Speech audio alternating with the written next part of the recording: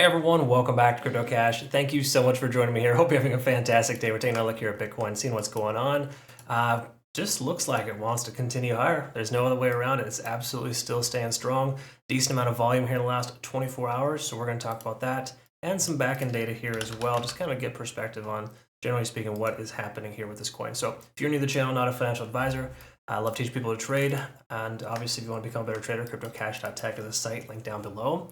Quick congrats to our community members here, our premium members. We got a Luna, fourth profit target, 179%.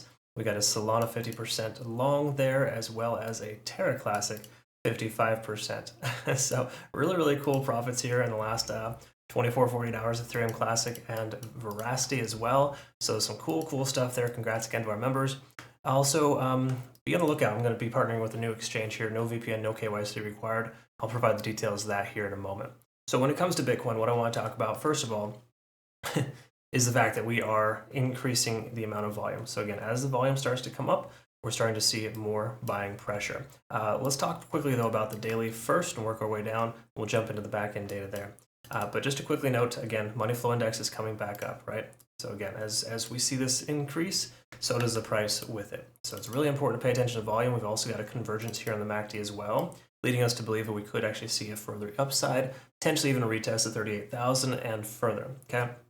Now again, there's speculation that we could see somewhere in the range of 40, 43,000, but we'll talk about that in another video when we summarize our weekly. Typically at the end of the week, I like to review the weekly charts, and we can kind of talk a little bit about bigger picture.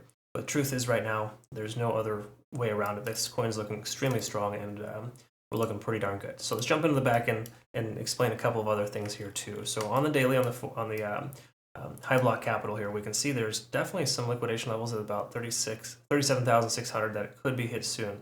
So some shorts could get liquidated. That's another level for the shorts. We can see yesterday that shorts got hit a lot harder than longs, which is pretty standard considering the price action is going up.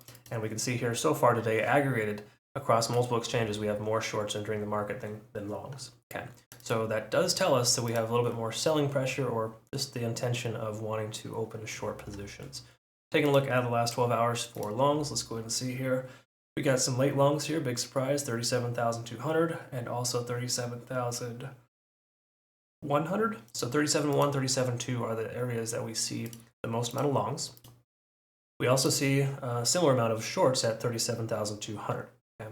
So they're tentatively underwater with the price being at 37.3, but generally speaking, we can see that 37,200 is probably the biggest amount of open interest. Taking a look here, let's go with the 1 month time frame here for the liquidation levels. Again, just to clarify, 27,800. Big surprise, we have the most amount of liquidation down there. As we zoom in, though, that does change a little bit. Let's look at the last 7 days. We can see the amount of volume here still pretty much remains the same. 34,000 is about that same level. We're starting to see a lot more liquidations at 35,200. As the price averages itself out higher, we start seeing more liquidation levels coming higher. Again, just basically more longs entering the market here. We can see that there's some shorts leveraged at about 38,550. So the price does wake up to 38,550. I think that's close to where our stop loss is for our short. Then, of course, we will see the price potentially shoot even further from there. I think so far we're pretty safe to not see that, but again, we'll talk about that here in a minute. Let's go ahead and discuss the 4-hour time frame. This is where things are pretty important to recognize. So taking a look here at Elliott Wave, we can kind of see here that, again, if the price does end up pulling back, we do have that strong support at about 35,600. That's just above that liquidation level. Those ranges there, we can see a lot of new liquidation coming in at 35,000 even. So 35.6 is the new support, okay? Now, again, it's only been tested one time, so it's not 100% official, but it's fairly likely considering that was a pretty strong resistance level for us for quite a little while, okay?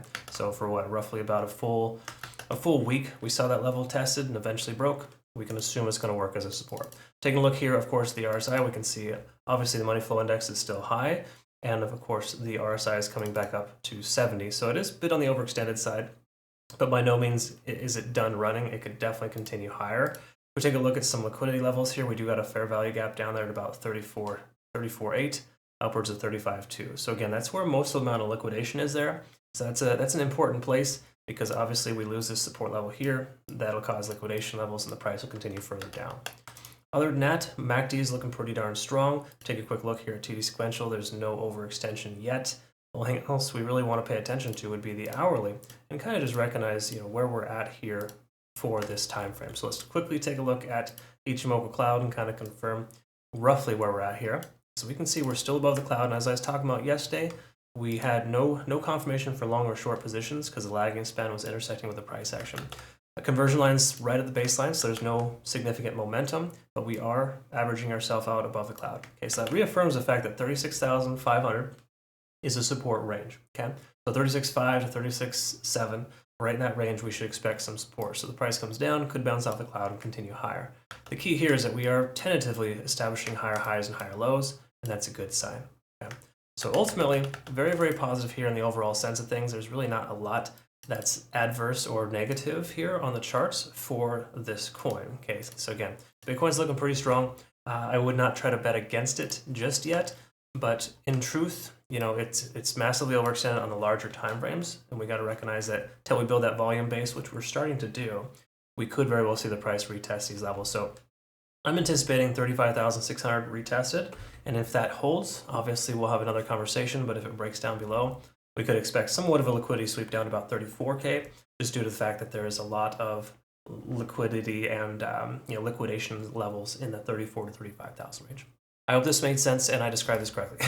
Please, please, please like the video if you could and help us grow the channel. Jump on over to our Twitter, Telegram, or Discord if you want to get to know some of our traders. We've got a phenomenal group over there. Thanks again so much for all your support. We'll look forward to seeing the next one. Take care.